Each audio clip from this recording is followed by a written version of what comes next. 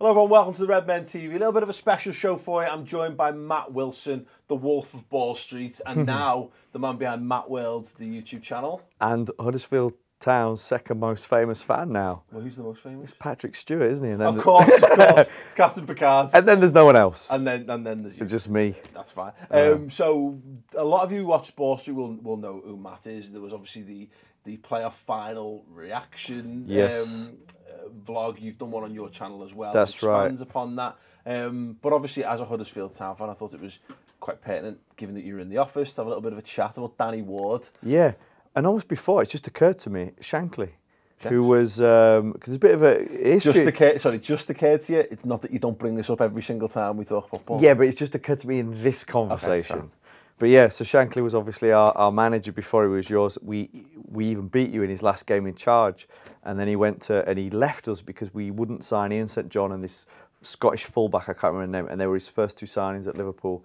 And I think there's always been a little bit of a friendship, and now obviously Klopp and Wagner, they're I think best man at his Wagner wedding. So yeah, there's a little bit of a loving. And last year, well, we played a couple of behind closed door friendly against you guys last season as well, which is really interesting. But I guess the Danny Ward stuff. I mean, first and foremost, you know, he went to the Euros with Wales. I think he got a couple of appearances. Looked okay. Yeah. And then he goes on loan to you guys. Yeah. Did you have any knowledge of him prior to that? Was he a bit of a... Not really. I knew he'd played for Wales. Did he come in for like one game or something like that? Yeah.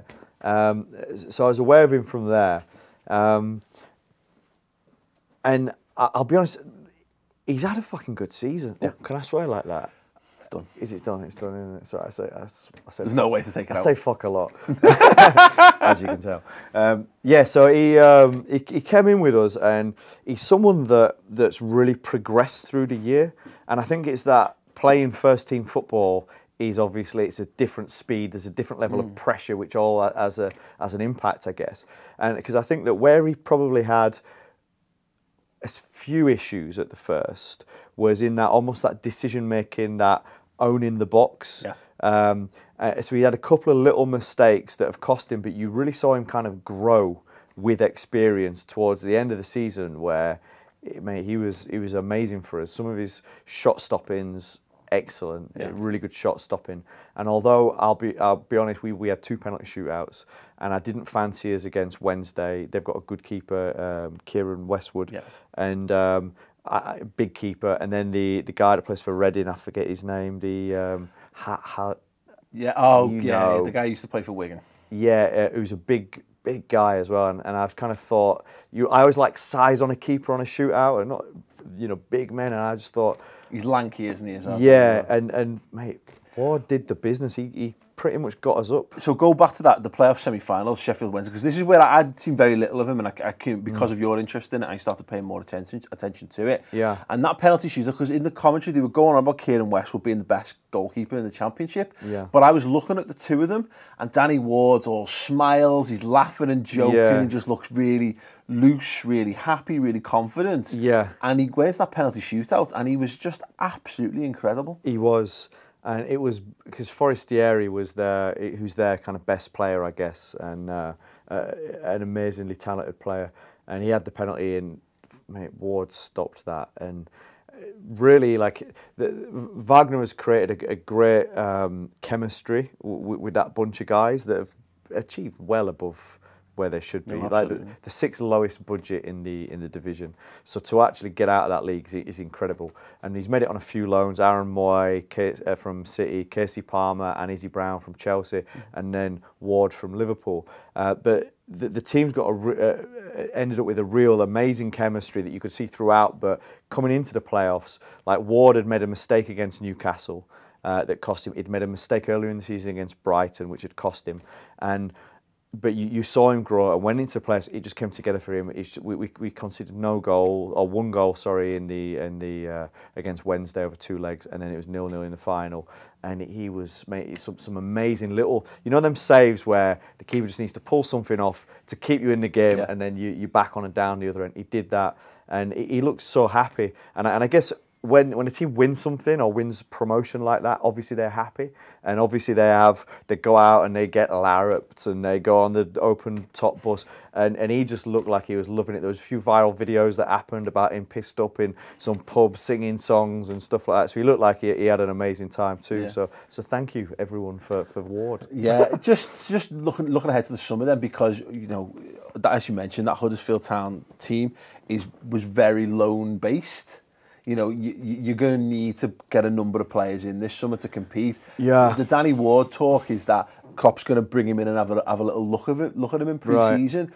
Do you think there's it would naturally follow though? Because obviously the fact that Huddersfield have made that step up, for me it seems like there's a nice synergy there that you could take Danny Ward for another season, keep that continuity. Yeah, it's a tough one. So you're right. We had I would say our 3 best players were loans, the outfield guys, and obviously Ward had a great season as well. So they were all pivotal. So we need to kind of sign them back in order to be par with last year, and we didn't have enough to get out of. How we did it, I don't know. Yeah. we didn't have enough to get out of that division. We need a striker for sure, and so as I look to this season, we've got to try and get those on permanence. We've apparently had a bid agreed for Moy, but I think a few teams have because he's a phenomenal player.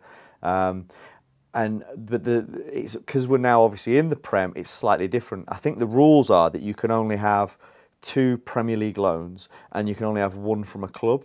So as I look at it, I think in a way, would I want to waste that on a keeper when we could have an outfield player that's going to come in and really make a difference for us? Because a keeper, I guess you can find someone, and but I'd be interested in him on a permanent deal if that was possible. But in terms of what's best for him and you, he needs to be playing, man. Yeah. Because you saw the difference that playing every game and being able to kind of make up for your amends and learn and just that presence. Because we had a period when we were conceding a few goals from crosses, and you could tell that they've obviously started to work on it, because then he started to comfort them, and his hands just got tighter and tighter to the end where I wasn't nervous anymore. Yeah. When your team starts to score loads of goals from corners or something, and you end up as a fan getting nervous about that. Yeah. And I'm sure there's no one watching this who could possibly relate to that about that. Yeah, right, in any way, shape, crying out loud. Yeah. Well, that's the thing. I mean, how settled is your #1 shirt? Well, that's the issue. Mignolet had a very good season, all told. Probably one of his best seasons as a Liverpool player, if not the best. But there's still question marks over him for sure. And Danny Ward's got years on him. Loris Karius has got years on him as well. And the difference is that, although he's played, it's championship level. Yeah, exactly what you're saying there. Danny Ward's just gone and played a full season. That counts. Yeah, exactly. And I think that's the difference of what you're talking about there. It's very encouraging to hear that he's getting better. And you're right. That I think the problem with young goalkeepers is if you drop them in, you don't drop it. You wouldn't drop a young goalkeeper into the playoff, into the cauldron of the playoffs in any way, shape, or form. No. And Danny Ward wouldn't have reacted that way if he'd done that. But he had the backing of the manager, he had the backing of the team, and he was obviously just the confidence he showed. Do you know what? He missed the first leg of the playoffs because he'd got sent off beforehand, and I was wondering if they were going to stick with, because he kept a clean sheet in the first leg. I was wondering if they were going to bring him back in, and they did. So I think that what you've got now, having been the hero. Let's face it, he saved the Forestieri penalty, which was the difference, and he saved the penalty to get us the opportunity. We were 3-1 down. Yeah. The Blaze won over the bar, and then he made the save, and then we finished the job. And so he's come out of that now a very confident guy. He's played 40-odd games for the club. He's been the #1. He's learned. He's felt. He's been a part of a winning environment, which is massive. Yeah. But to come through that profile of game where the pressure is like, Liverpool haven't been in the playoffs, obviously, because you've been in the Prem. But you get what's the most important thing for you? What's the most important trophy every year? The league. The league. So exactly, it's that for everybody. So you get the prestige and the importance of the league, but in a cup tie format, which means that when you get to a playoff final, it's so intense, it's untrue. So he's come for all that and ended up being victorious. He must feel like 10 men in a wetsuit in that. He must do. So actually, could he come in and compete? He probably could, but I think what you want to make sure is he's playing every game and he can just continue to build on that, because you saw him grow, and I'm excited about what he can be in 2 or 3 years' time. Yeah, no, fantastic. Well, I'm excited to see what the choices, and I think that, I say, hopefully Huddersfield's promotion from a Liverpool perspective gives us that, although I suspect a little friendly thing between Klopp and Wagner might not be quite so friendly if they have to compete against each other. It'll be interesting because we have a song, and I don't want to offend anyone here. You know, I know I'll get no favours. No, nothing good ever starts with that way of phrasing a sentence, by the way. But there's a song... I don't want to be offensive. Yeah, I don't want to be offensive, but I'm going to be offensive. No, I don't want to be offensive. But there's a song that we've been singing throughout the year, and it's kind of a bit... I know we'll sing it when we're playing you, and it's more about a buzz for Wagner than anything else, which is he's better than Klopp, he's better than Klopp, you know, David Wagner, he's better than Klopp. That's what they're like, one of the songs that they sing. But that's not an attack. Got into that one. Well, yeah, but it's not an attack on Liverpool. What it is, it's just because we're buzzing about our guy. It's because every set of fans is deluded in their own little bubble. Yeah, well, you know, it's not like everything that you... But they're really good friends. They've obviously shared a lot of time, a lot of conversations about football, a lot of their philosophies. I think it'll be really interesting because we play a little bit similar to Liverpool, and we play some really nice, expansive football, combinations of movement, high pressing. Obviously, for that team that was 6th lowest budget in the Championship, to do that in the Prem, it's a challenge. Brighton, Newcastle were promoted 5-6 weeks earlier than us because we went through the playoffs. So we are behind, and we're a small club that's got a fuckload to do off the pitch as well as on the pitch. But it's going to be very interesting, and I just hope that you'll welcome me to Anfield. Because I might not be able to get an away ticket. Absolutely. So. Well, yeah, there's issues about home fans bringing fans from other teams and stuff. We'll edit that out. You seem to be getting quite excited by the whole prospect. No, I mean, just getting a bit like a bit teenage boy on the sofa. I know. I'm aroused. No. Amazing. Right. So, in order to make sure that Matt gets some proper attention to his channel as well, Si, could you do us a favour and chuck the two boys over? It's not a Huddersfield fan channel. No, of course it's not. So Matt, as I say, is the man behind Ball Street. Obviously, those of you who watch Redmen TV will know we're part of the Ball Street network. Yeah. Matt talks a lot about the business side of things and obviously a lot of the behind the scenes stuff that happens at Ball Street. That's right, yeah. So if you want to check out more of that stuff, and I'll be involved in there in some bits and pieces. Yeah. You were on my first video, and what I'm going to do actually, because we obviously do the social club out of here, and we're all brothers in arms, and help each other out, and I think that what we're going to try and show on my channel is some of the behind the scenes stuff. So the kind of things where we're not sitting here going, oh, this is the show. It's like us, I don't know, just messing around, playing Mario Kart, chatting, and that kind of stuff. And you get to hear the insights, what goes into our business, I guess. So if you're interested in that, then check it out. And we're going to give away.